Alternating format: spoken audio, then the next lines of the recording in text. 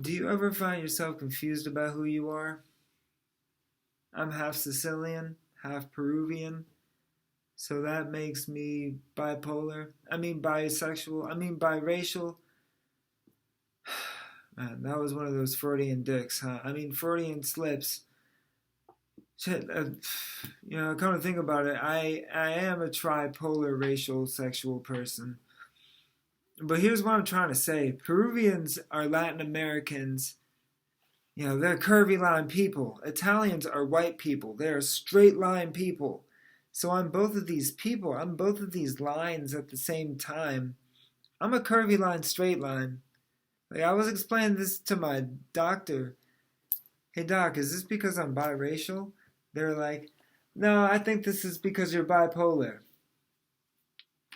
I'm diagnosed bipolar 2. Bipolar 1 leans to the manic side. Bipolar 2 leans to the depressive side. I don't feel like I'm leaning. I think I'm both. I really think they should have both for people like me because I feel like I have bipolar 3, tripolar. And when are we going to hear tripolar coming to a psychiatric center near you? Tripolar. From the creators who brought you bipolar and bipolar 2 bring you bipolar 3, tripolar. Watch the tripolar trilogy unfold this summer. Tripolar. See you there. I spent the first 15 years of my life in New Orleans. I spent the last 15 years of my life living in Buffalo. A few years ago, I was diagnosed bipolar 2. I think I was misdiagnosed. I think I should be diagnosed some dude who went from sweating his balls off to freezing his balls off.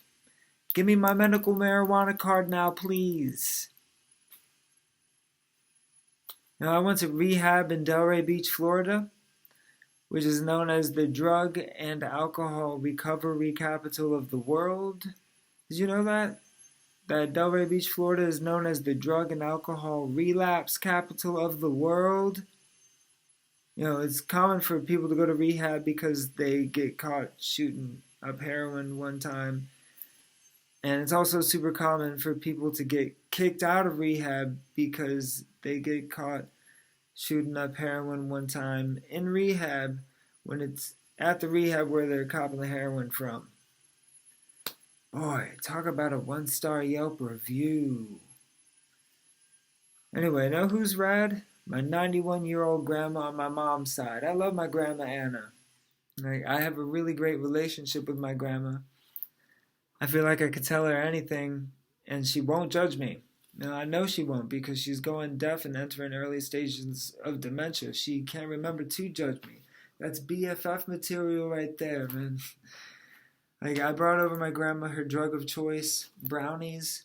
As a joke, I joke around with her a lot. I said, Gram, go easy on these. These are wheat brownies. She got really angry with me. Like, you better not be bringing me wheat brownies. I want a regular brownie. Don't you dare give me a wheat brownie. Yeah. My grandma is one of those people who, if she knows you, she's the sweetest person in the world. But if she doesn't know you, she could be a bit of a bigot. Now, as Graham's getting older, she's getting those dual personalities mixed up. I was walking up to her house safely with the face mask on.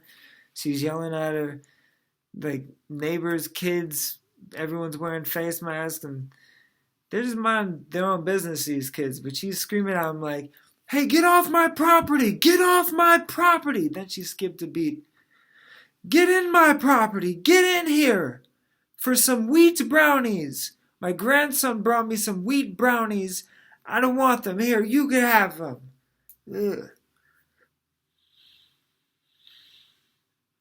So there's this guy who parks outside my grandma's house who sells hot merchandise out of his trunk.